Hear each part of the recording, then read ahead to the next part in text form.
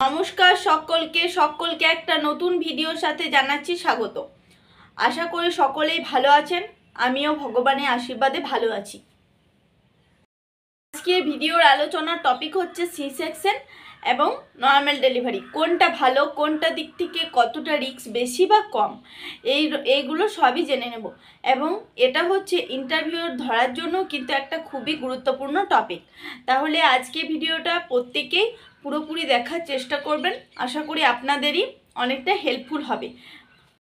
যারা ডেলিভারি রয়েছেন, ডেলিভারি মা, তাদের মধ্যে তো সবসময়ই একটা কাজ সবসময়ই চলতেই থাকে যে নর্মাল ডেলিভারি করানো ভালো নাকি সি সেকশন বা সিজারিয়ান ডেলিভারি করানো ভালো। তো অবশ্যই এটা ডিপেন্ড করছে আপনার হেলথের ওপরই, কারণ আপনার হেলথ যেরকম হবে তার ওপরেই কিন্তু ডাক্তারবাবুরা পুরোপুরি পরামর্শটা আপনাকে দেবেন। আপনার যদি হাই প্রেশার, থাইরয়েডটা বেশি থাকে বা আরও যদি শারীরিক কোনো কমপ্লিকেশনস থাকে, তাহলে তার উপরেই ডিপেন্ড করে কিন্তু ডাক্তারবাবুরা পরামর্শটা দেবেন সি সেকশন বা নর্মাল ডেলিভারি। তবুও আমরা জেনে নেব আজকে সি সেকশন বা নর্মাল ডেলিভারি করানোর সুবিধা, তার সাথে সাথে অসুবিধাগুলো কি কি রয়েছে। তাহলে চলুন ভিডিওটা স্টার্ট করি। একটা কথা বলে রাখি, এখন যারা সদ্য মা হচ্ছেন বা যারা প্রেগনেন্সি অবস্থায় রয়েছেন, তাদের পুরো প্রেগনেন্সি পিরিয়ডে কিন্তু একটা চিন্তাভাবনা মাথার মধ্যে কিন্তু চলতেই থাকে যে সি সেকশন ভালো নাকি নর্মাল ডেলিভারি ভালো, কোনটা আমার ক্ষেত্রে ভালো হবে। তাহলে আজকে ভিডিওটা দেখা হয়ে গেলে আশা করি এই ডাউটগুলো আপনাদের অনেকখানি ক্লিয়ার হয়ে যাবে। তাহলে আজকে ভিডিওটা স্টার্ট করা যাক। এবার আমি আলোচনা করছি নর্মাল ডেলিভারি কি। নর্মাল ডেলিভারি হচ্ছে যেখানে কোনো সার্জিক্যাল পদ্ধতি ছাড়াই বাচ্চা জন্ম নিতে পারে। এটা কিন্তু একটা দীর্ঘমেয়াদী প্রসেস। এই প্রসেসগুলো আমি পরে আলোচনা করছি। এটাকে ভ্যাজাইনাল ডেলিভারিও বলা হয়, কারণ এটা বাচ্চাটা ভূমিষ্ঠ হয় যোনিপথের মাধ্যমে, যেটা সবথেকে পুরনো একটা পদ্ধতি এবং এই পদ্ধতিটাই বংশানুক্রমে চলে আসছে। আমি খুবই একটা ছোট্ট করে আলোচনা করে দিই যে কোনটা ট্রু লেবার আর কোনটা ফলস লেবার, এটা ভালো করে বোঝার জন্য। অনেকের এমন হয় যে বাচ্চা হবার ডেট এখন নয়, কিন্তু তারও 1 মাস 2 মাস আগে থেকে প্রচণ্ড ব্যথা অনুভব হচ্ছে এবং এর জন্য কিন্তু তাকে হসপিটালে ভর্তিও হতে হচ্ছে। তাহলে আজকে এই আলোচনাটা করা এই কারণেই কোনটা ট্রু লেবার এবং কোনটা ফলস লেবার এটা সঠিকভাবে বিবেচনা করার জন্য। এই যে নর্মাল ডেলিভারি ক্ষেত্রে 4টে স্টেজের লেবার রয়েছে। তো প্রথম আমি বলি, একটু আলোচনা করে দিই এই লেবারের স্টেজগুলো সম্বন্ধে। First stage labour, second stage labour, third stage labour এবং ফোর্থ স্টেজ লেবার। আমি বোঝার সুবিধার্থে পাশে একটা ছক করে দিয়ে দেব যখন ভিডিওটা আপলোড করব। তাহলে এখানে যদি ছক করে দিয়ে দিই তাহলে বোঝার সুবিধা অনেকটাই হবে। স্টেজের আন্ডারে আবার 3টে ফেজ রয়েছে: লেটেন্ট ফেজ, অ্যাক্টিভ ফেজ এবং ট্রানজিশন ফেজ। এবার লেটেন্ট ফেজের স্থায়িত্বকাল হচ্ছে 6 থেকে 12 ঘন্টা। এতটা টাইম একটা মা প্রথম স্টেজের ফার্স্ট ফেজটাতে কষ্ট পায় এবং এই কষ্টটা 15 থেকে 20 মিনিট পর রিপিটেড হয়। থাকে কতক্ষণ? 10 থেকে 20 সেকেন্ড পর্যন্ত থাকে। আর এটাতে কি হয়, সার্ভিক্সটা 2 থেকে 4 সেন্টিমিটার পর্যন্ত প্রসারিত হয়। এবার আসি ফার্স্ট স্টেজের সেকেন্ড ফেজটাতে, যেটা হচ্ছে লেটেন্ট অ্যাক্টিভ ফেজ। অ্যাক্টিভ ফেজের স্থায়িত্বকাল কতক্ষণ? 5 থেকে 6 ঘন্টা।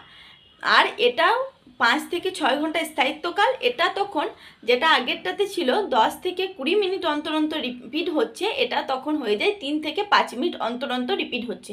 এবং এই ব্যথাটার স্থায়িত্বকাল হচ্ছে তখন 30 থেকে 60 সেকেন্ড। এবং এটাতে সার্ভিক্সটা 4 থেকে 8 সেন্টিমিটার পর্যন্ত প্রসারিত হতে পারে। হয়ে গেল। এবার আসি ফার্স্ট স্টেজের থার্ড ফেজটাতে, যেটা হচ্ছে ট্রানজিশন ফেজ।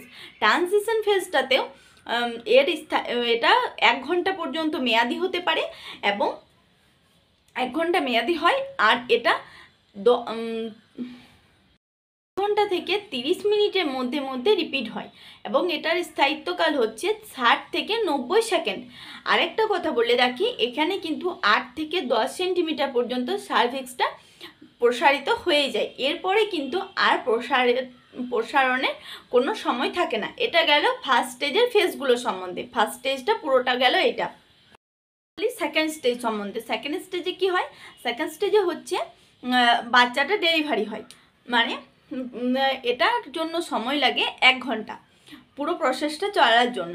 আর সার্ভিক্সটা তো আগেই বললাম 8 থেকে 10 সেন্টিমিটার সর্বোচ্চ সার্ভিক্সটা পুরোপুরি প্রসারিত হতে পারে। মানে আমাদের যদি এই দুটো আঙুলকে আমরা এইরকমভাবে যতটা ফাঁক করা যায় ততটা ফাঁক করলে মোটামুটি 10 সেন্টিমিটারের কাছাকাছি দেখা যায়। তাহলে এইরকমভাবে আমরা যখন এটা টেস্ট করার এটাই হলো পদ্ধতি, যখনই পুরোটা দেখা যাবে যে পুরোপুরি প্রসারিত হয়ে গেছে, তখন আমাদের বুঝতে হবে ফার্স্ট স্টেজ শেষ এবং বাচ্চাটা হবার সময় হয়ে গেছে।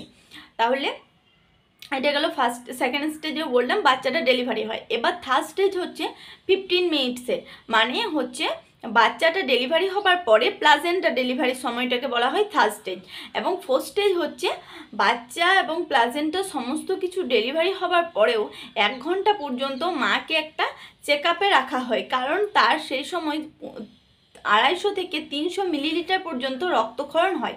এর জন্য তার কিছু কমপ্লিকেশনস হতে পারে, ওই কারণে বাচ্চা হবার পরও 1 ঘন্টা পর্যন্ত, মিনিমাম 1 ঘন্টা থেকে 4 ঘন্টা পর্যন্ত চেক আপে রাখা দরকার।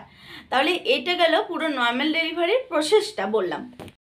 একটা নর্মাল ডেলিভারি হবার জন্য মোটামুটি ফার্স্ট গ্রেভিডা হলে 16 ঘন্টা পর্যন্ত কষ্ট পেতে হতে হয়। আর এই 4টে স্টেজ কমপ্লিট হওয়ার পরেই কিন্তু একটা বাচ্চা কিংবা মা সম্পূর্ণরূপে সুস্থ বলে, মানে সবগুলো স্টেজ সুন্দরভাবে যদি পার করানো যায় তাহলেই কিন্তু মা এবং বাচ্চা দুজনেই সুস্থভাবে থাকতে পারবে। এখান থেকে আপনারা বুঝতেই পারলেন যে এটা হচ্ছে একটা দীর্ঘমেয়াদী একটা প্রসেস, যেটা বাচ্চা এবং মাকে দুজনকেই বলা চলে যুদ্ধ করে এই পৃথিবীর মধ্যে সেই সময়টা কাটাতে হয়। মাকে তো একটা দীর্ঘমেয়াদী এই প্রসেসটার মধ্য দিয়ে পেরিয়ে গিয়ে তারপর সে সমস্ত বিপদমুক্ত হতে পারে। আবার এর কিছু সুবিধাও রয়েছে।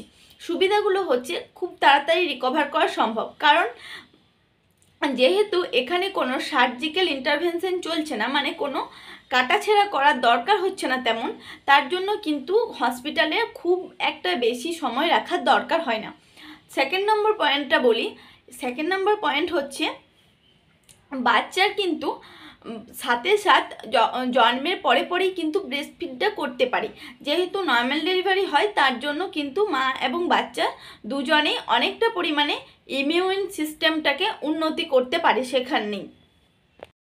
নর্মাল ডেলিভারি করানো গেলে নর্মাল ডেলিভারিতে কিন্তু ভবিষ্যতে যে সমস্ত অসুবিধা, মানে শারীরিক অসুবিধা, সেই অসুবিধাগুলোর কিন্তু ঝুঁকি অনেকটা পরিমাণেই। এতক্ষণ বললাম নর্মাল ডেলিভারি নিয়ে, এবার আসছি সি সেকশন। সি সেকশনটাতে আমরা অবশ্যই জানি যে এটা একটা সার্জিক্যাল প্রসিডিওরের মাধ্যমে বাচ্চাটাকে তুলে নেওয়া হয়। তো এইটা বাচ্চা এবং মায়ের ক্ষেত্রে কি কি সুবিধা রয়েছে এবং কি কি অসুবিধা রয়েছে এগুলো সম্বন্ধে এখন আলোচনা করি। যদি কোনো মা নিজে ডিসিশন নেন যে আমি এতটা সময় ধরে ব্যথাটা অনুভব করব না, তাহলে কিন্তু তার ক্ষেত্রে সবসময়ের জন্যই কিন্তু সি সেকশনটাই বেটার, কারণ সি সেকশনে আপনাকে সেই রকম কিন্তু কোনো ব্যথা অনুভব করতে হয় না। প্রথম কথা হলো এটা। দ্বিতীয় নম্বর কথা হলো বাচ্চা এবং মায়ের ঝুঁকিটা অনেক অংশেই কম নর্মাল ডেলিভারির চাইতে। অনেকের হয়তো কাজের চাপে বা ছুটি নেওয়ার একটা ব্যাপার থাকে, তাই অনেকে চান প্ল্যান ডেলিভারি করানোর জন্য। তো প্ল্যান ডেলিভারি করাতে গেলে অবশ্যই আপনাকে সি সেকশনের দিকেই যেতে হবে, কারণ সি সেকশন ছাড়া ভ্যাজাইনাল ডেলিভারি বা নর্মাল ডেলিভারি করাতে গেলে সেটাকে কিন্তু একটা প্ল্যান মাফিক করানো যাবে না। এবার বলি এর সি সেকশনে করাতে গেলে কিন্তু মায়ের অনেকটাই, মানে পরবর্তীতে অনেক রকমের অসুবিধা হয়। তবে সবসময়ের জন্য এটাই পরামর্শ দেওয়া, যদি আপনার শরীর সুস্থ সবল থাকে এবং যদি কোনো রকম কোনো কমপ্লিকেশনস না থাকে, তাহলে অবশ্যই কিন্তু নর্মাল ডেলিভারি বেটার, কারণ এটা আজ থেকে নয়, এটা বহু যুগ আগে থেকেই চলে আসছে। আর এটা সম্পূর্ণ ডিপেন্ড করছে আপনি কোন ডাক্তারবাবুর চেক আপে ফলো আপে রয়েছেন। সেই ডাক্তারবাবু আপনার শারীরিক কন্ডিশন বুঝেই শরীরের সমস্ত দিক বিচার বিবেচনা করে নর্মাল ডেলিভারি কিংবা সি সেকশনে পরামর্শটা দেবেন। তবুও আমি আজকে যতটুকু পারলাম এটা নিয়ে আলোচনা করার চেষ্টা করলাম। বাকিটা যদি আপনাদের আরও কিছু জানার থাকে অবশ্যই কমেন্ট বক্সে জানাবেন, তাহলে আমি এই সম্পর্কিত আরও ভিডিও বানাবো। আর এই একটা ভিডিওর মাধ্যমে যদি সমস্তটা আলোচনা করতে যাই তাহলে কিন্তু অনেকটাই বড় হয়ে যাচ্ছে। তাই আজকের ভিডিওটা এখানেই শেষ করছি। সকলে সুস্থ থাকবেন, ভালো থাকবেন। দেখা হচ্ছে নতুন কোনো ভিডিওতে, নতুন কোনো টপিকের সাথে। আর কমেন্ট করতে ভুলবেন না।